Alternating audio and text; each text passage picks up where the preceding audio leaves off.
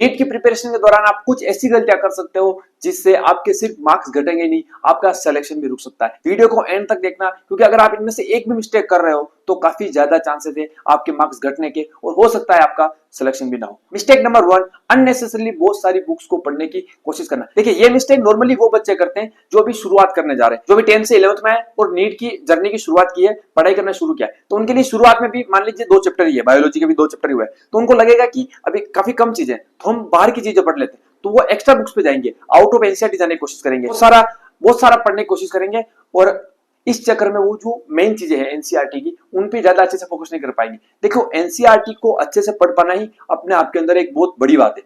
तो मैं आपको यही बात बोलूंगा कि आउट ऑफ एनसीईआरटी, या जो आपको रेफरेंस दिया गया है कि इससे बाहर की चीजें नहीं आती, तो वहां जाने की आपको कोई जरूरत नहीं है। अगर आप उनको भी अच्छा कर लेते हो तो मतलब 720 मार्क्स स्कोर कर सकते हो यार, मोर देन सफिशिएंट है। नीट का पेपर पिछले 3-4 सालों से आउट ऑफ एनसीईआरटी जा ही नहीं रहा, एक सिंगल क्वेश्चन आपको आउट ऑफ एनसीईआरटी नहीं मिलेगा।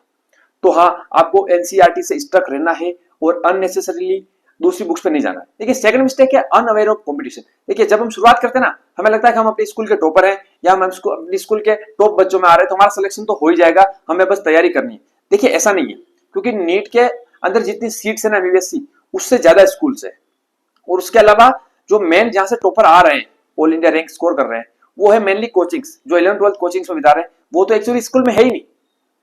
तो मतलब हर एक स्कूल से एक बच्चा लेंगे ना, तो भी बच्चे ज्यादा हो जाएंगे एमबीबीएस सीट से। तो इस वहम में मत रहना कि आप स्कूल के टॉपर हो तो आपका सिलेक्शन हो जाएगा, नहीं, आपको घिस के मेहनत करनी पड़ेगी तभी सिलेक्शन होता है। नीट कोई मजाक नहीं है। और ये स्मार्ट वर्क के नाम पे जो हार्ड वर्क करने से चुप रहे हो ना आपकी, कि स्मार्ट वर्क करो, हार्ड वर्क मत करो। देखो, स्मार्ट वर्क ये होता है कि हार्ड वर्क को किस डायरेक्शन में करना है, किस तरीके से करना है, ना कि ये कि काम करो ही मत और 8 घंटे 6 घंटे पढ़ने की बजाय सिर्फ 1 घंटा पढ़ लिया। देखो, 1 घंटा 2 घंटा पढ़ने से नीट नहीं निकलता है, ये सिर्फ मजाक वाली बात है। थर्ड मिस्टेक है इग्नोरिंग पीवाईक्यूज। बहुत सारे स्टूडेंट्स ऐसे होते हैं जो पीवाईक्यू को इग्नोर करने लग जाते हैं, पीवाईक्यू को करते ही नहीं कि ये पीवाईक्यू है, ज्यादा हाई लेवल का नहीं है, हम तो हाई लेवल के क्वेश्चन करेंगे, ज्यादा अच्छे से कंसेप्ट बिल्ड करेंगे। अरे यार, आप एक कॉम्पिटिशन की तैयारी कर रहे हो, आपको वहां सिलेक्शन लेना है, फालतू का कोई काम नहीं करना है ऐसा जिससे आपका सिलेक्शन रुक जाए। पीवाईक्यू करना है तो करना है, आपको एक्चुअल पता होना चाहिए कि किस लेवल के क्वेश्चन आ रहे हैं, क्योंकि आप जब शुरू कर रहे हो ना, तब आपके पास 2 चैप्टर ही है, आप उन 2 चैप्टर में परफेक्शन के पीछे भागोगे और थोड़े बहुत बैकलॉग क्रिएट हो गए, फिर आप परफेक्शन के पीछे भाग रहे हो, टाइम के साथ वो एक बड़ा पहाड़ बन जाएगा, और फिर आपकी कंडीशन ऐसी आ जाएगी ना कि आप पीवाईक्यू भी नहीं करने की हालत में रहोगे, फिर ड्रॉप पे ड्रॉप ले जाओगे और सिलेक्शन तो भूल जाओ, फिर छोड़ना पड़ेगा इस फील्ड को। इसलिए पीवाईक्यूज करना, आपको एक्चुअल जो क्वेश्चन का पेपर का लेवल होता है उस लेवल का पता रहेगा। फोर्थ जो मिस्टेक आती है वो आती है क्वेश्चंस को गूगल कर लेना। मान लीजिए आपको क्वेश्चन कर रहे हैं, आपको आ नहीं रहा है, तो आप फटाक से जाओगे गूगल कर लोगे, नहीं, ये बहुत बड़ी गलती है। गूगल मत किया करो, जो क्वेश्चन नहीं आ रहा है उसको सोचा करो।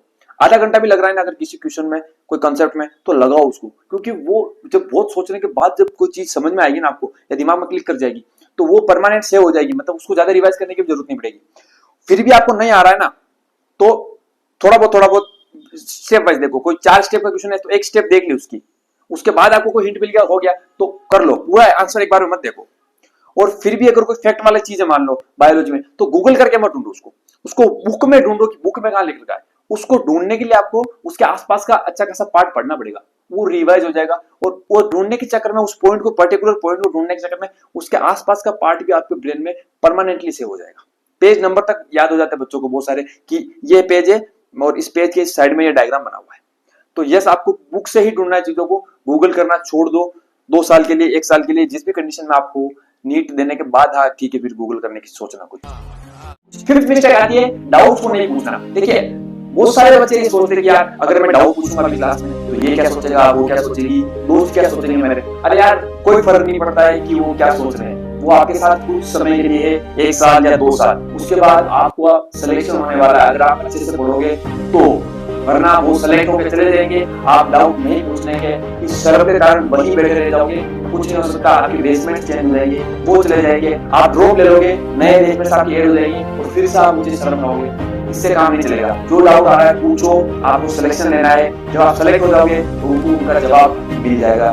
कुछ बोलने की, कुछ करने की कोई जरूरत नहीं है। और कोई नहीं सोचता है, किसी को टाइम नहीं होता दूसरों के बारे में सोचने के लिए। कोई कॉम्पिटिशन की तैयारी कर रहे हैं, वो खुद के बारे में सोचेंगे कि क्या चीजें नहीं आ रही, क्या चीजें आ रही। आपके बारे में कुछ सोचने के लिए इतना फालतू नहीं बैठा है। हकीकत बता रहा हूँ, कोई इतना फालतू नहीं बैठा है कि वो आपके बारे में सोचेगा कि आपने क्या डाउट पूछा। अरे खुद का डाउट 3 या 4 दिन बाद खुद को याद नहीं लग रहा कि डाउट क्या पूछा था मैंने। कंसेप्ट समझ में आ गया, ठीक है बोल जाओ। तो किसी और को क्या याद रहेगा यार, दूसरों के बारे में मत सोचो, खुद के बारे में सोचो, सिलेक्शन आपको लेना। अगली मिस्टेक क्या कहते हैं कि दोस्त नहीं बनाते बहुत सारे लोग, मतलब कंपटीशन की तैयारी कर रहे हैं तो हम बस करेंगे तैयारी, हमें ज्यादा दोस्त नहीं बनाने। तो यार ये बहुत बड़ी गलती है। देखो अगर कोई डाउट आपको आपने टीचर से पूछा, आपको समझ में नहीं आया ना, तो आपको दोस्त उस तरीके से समझा सकता है जिस तरीके से टीचर नहीं समझा सकते, और दोस्त का आप समझाया हुआ ज्यादा समझ में आता है। तो आप दोस्त बनाइए, उनके साथ कुछ चीजें डिस्कस कीजिए, आपने कुछ नोट्स बनाए उनको पढ़ने के लिए दीजिए, उनके नोट्स आप पढ़ लीजिए। यार कोशिश कीजिए कि आपके और आपके दोस्त का सिलेक्शन हो। देखिए मैं जहाँ दर्शना फाउंडेशन में था, वहाँ सिलेक्शन रेट 70% से ज्यादा रहती है। उसके पीछे का मेन कारण ये कि हम अच्छे अच्छे दोस्त बनाते, एक दूसरे के साथ नोट्स वगैरह शेयर करते, एक दूसरे के डाउट क्लियर करते, और जो उसको बोलते हैं ना पीयर लर्निंग दर्शना फाउंडेशन की सक्सेस का मेन राज। 70% से ज्यादा बच्चे सेलेक्ट हो रहे हैं वहाँ, तो उसके पीछे का मेन रीजन ये कि वो एक दूसरे को समझा रहे हैं, एक दूसरे की डाउट सॉल्व कर रहे हैं। जब आप कॉन्सेप्ट किसी और को समझाते हैं ना, तो वो आपके लिए बहुत ज्यादा अच्छा होगा। मतलब खुद आप 5 बार रिवाइज करोगे और किसी दोस्त को एक बार समझाओगे, तो दोस्त को एक बार समझाया ना, वो 5 बार रिवाइज करने से ज्यादा एफिशिएंट, आपके लिए ज्यादा बेनिफिशियल। तो समझाओ दूसरों को, दूसरों से टॉपिक समझो, समझ नहीं आ रहा तो समझो। ऐसा नहीं है यार दोस्त क्या सोचेगा, कोई नहीं सोचता यार, उसको समझाने में अच्छा लगेगा, वो कोई भी कुछ नहीं सोचता आपके बारे में, आप बस अपना भला करो। अगली मिस्टेक आती है थ्योरी को इन्हें समझ लेना कि थ्योरी बहुत है, हमने थ्योरी अच्छे से पढ़ ली, क्वेश्चन प्रैक्टिस की जरूरत नहीं है। यार ये बहुत बड़ी गलती है, आपको क्वेश्चंस की प्रैक्टिस करने की बहुत ज्यादा जरूरत है, क्योंकि नीट में क्या खेल है, 200 मिनट के अंदर आपको 200 क्वेश्चन करना है, जिसके अंदर आपको गोले भरना, बबलिंग करना भी शामिल है, और उसके अंदर वो बीच में साइन इन करवाएंगे, फोटो वोटो चिपकाएंगे, वो भी इसके अंदर इंक्लूडेड है। तो नहीं, 1 मिनट से भी कम टाइम है, 35 से 40 सेकंड मिला आपको एक क्वेश्चन के लिए, और आप बिना कुछ प्रैक्टिस के चले गए ना, तो आपका वो पेपर 4 घंटे में पूरा हो रहा होगा। एक्चुअली आपको सब आ रहे होंगे, लेकिन वो 3 घंटे में हो नहीं पाएगा जितना आपको आता है, और फिर सिलेक्शन से दूर हो जाओगे। तो क्वेश्चन प्रैक्टिस करनी है, बार की क्वेश्चन प्रैक्टिस करनी है, जितनी ज्यादा कर सको उतनी ज्यादा क्वेश्चन प्रैक्टिस करनी है, और टाइम लिमिट लगा के करनी है। ऐसा नहीं कि आप बैठे हो एक क्वेश्चन को 15 मिनट तक करना, नहीं, आपको टाइम लिमिट लगा के करनी है, इतने टाइम में क्वेश्चन करने हैं, वहां पे भी, यहाँ पे भी मैं उतने टाइम में क्वेश्चन करते रहूं। अगली मिस्टेक आती है क्या, कोई टाइम टेबल नहीं है। टाइम टेबल का मतलब ये नहीं 6 बजे उठना है, 7 बजे पानी पीना है, 8 बजे नहाना है, 9 बजे ये पढ़ना है, फिर 10 बजे उठना है, ये टाइम टेबल नहीं। Time table in the sense आपको एक टारगेट बना के चलना है, यार मुझे इस वीक के अंदर, या इन 5 दिनों के अंदर, या इन पर्टिकुलर 2 दिन के अंदर, या इस 1 दिन के अंदर मुझे कौन से टॉपिक करने हैं, कि मुझे फिजिक्स में ये करना है, बायो में करना है, केमिस्ट्री में करना है। अब उसमें टाइम ऊपर नीचे हो सकता है कि उसमें थोड़ा किसी में टाइम ज्यादा लग गया, बीच में आप कहीं उठ के चले भी गए, आपको जाना भी पड़ गया, वो चीजें अलग है। लेकिन रात को सोने से पहले, सुबह उठे हो, रात को सो रहे हो, उससे पहले आपको क्या करना है, वो पर्टिकुलर लिस्ट होनी चाहिए, टू डू लिस्ट, और उसको आपको करना है, मतलब करना है। और एक तरीका होना चाहिए कि यार मुझे कभी भी 15 मिनट या 20 मिनट से ज्यादा किसी दोस्त के साथ बैठ के गपशप नहीं करनी। हाँ, थोड़ी बहुत बातचीत करनी चाहिए, थोड़ी बहुत मस्ती मजाक होती रहनी चाहिए, ताकि आपका जो मेंटल स्ट्रेस है वो थोड़ा कम हो। नीट एक कॉम्पिटिशन है, और कॉम्पिटिशन में जब तैयारी करते हो तो मेंटल स्ट्रेस आता है, तो स्ट्रेस को कम करने के लिए दोस्तों के साथ थोड़ी बहुत बातचीत होनी चाहिए, लेकिन इतना भी नहीं कि आप पूरा मतलब 3-4 घंटे गप्पे लगा रहे हो, नहीं, 10-15 मिनट बात करो, उसका भी मूड अच्छा हो गया, आपका भी अच्छा हो गया, फिर दोनों पढ़ने बैठ जाओ, यार भाई पढ़, सेलेक्ट होना है, ठीक है। तो ये तरीका आपको ध्यान रखना है। एक टाइम टेबल नहीं हो तो टू डू लिस्ट बना लो, और उस लिस्ट पे टिक लगा जाओ कि हाँ आज मैंने सुबह उठा हूँ, ये मैंने सारे काम जो करने थे ये हो गए, फिर रात को पूरे सेटिस्फेक्शन के साथ सो। अगली गलती यही है, नींद बराबर नहीं है। यार बहुत सारे बच्चे मोटिवेशन देख लेते हैं यूट्यूब पे कि 16 घंटे पढ़ो, 18 घंटे पढ़ो, फिर वो 18-20 घंटे पढ़ने के चक्कर में 2 घंटे सो रहे हैं, और फिर वो जो 18 घंटे पढ़ रहे हैं उन 18 घंटों में 4 घंटों का आउटपुट भी नहीं आ रहा है, और फिर वो जा रहे हैं तनाव में, स्ट्रेस में जा रहे हैं।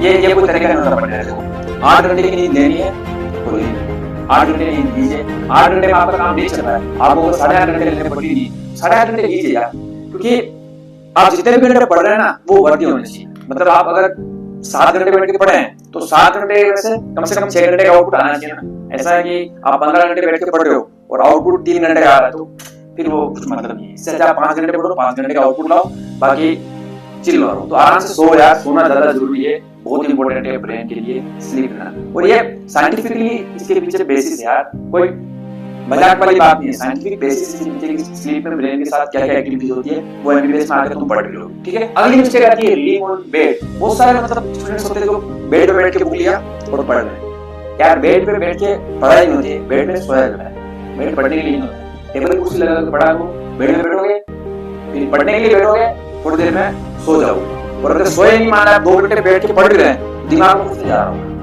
वो ब्रेन पूरा रेस्ट स्टेज में रहता है, ये हकीकत है। तो टेबल कुर्सी पे ही बैठ के पढ़ा करो, यही बेस्ट। बाकी बहुत सारी चीजें यार बताने के लिए कि आपको डिस्ट्रैक्ट नहीं होना है, किस तरीके से डिस्ट्रैक्शन होता है आप सब जानते हो। ये एक्चुअली डिस्ट्रैक्शन नहीं, डिस्ट्रक्शन होता है, आपकी बर्बादी होती है। तो यार फालतू की जरूरत नहीं पड़ना है, जो भी डिस्ट्रैक्शन वगैरह है आप समझ रहे होंगे मैं किस रेफरेंस में बात कर रहा हूँ। अच्छे से पढ़ाई करनी है और आगे बढ़ना है, ठीक है। धन्यवाद। और हाँ यार इंपॉर्टेंट बात, YouTube पे या नीट मोटिवेशन करके आप सर्च करके बर्बादी कर रहे हो और अपने आप की, ये मत करो यार। ये जो मोटिवेशन है ना, एक्सटर्नल मोटिवेशन, ये ज्यादा टाइम तक टिकता नहीं है और ये बर्बादी करता है। मोटिवेशन अंदर से लाओ, एक रीजन ढूंढो पढ़ने का कि मुझे क्यों पढ़ना है, क्या जरूरत है मेरे परिवार को और मुझे इस पढ़ाई की अच्छे से तैयारी करने की क्या जरूरत है। बस अगर आपको वो रीजन मिल गया ना तो वो बहुत है आपके मोटिवेशन के लिए, आपको किसी भी एक्सटर्नल मोटिवेशन की जरूरत नहीं पड़ेगी। तो चलिए आप अच्छे से पढ़िए। धन्यवाद।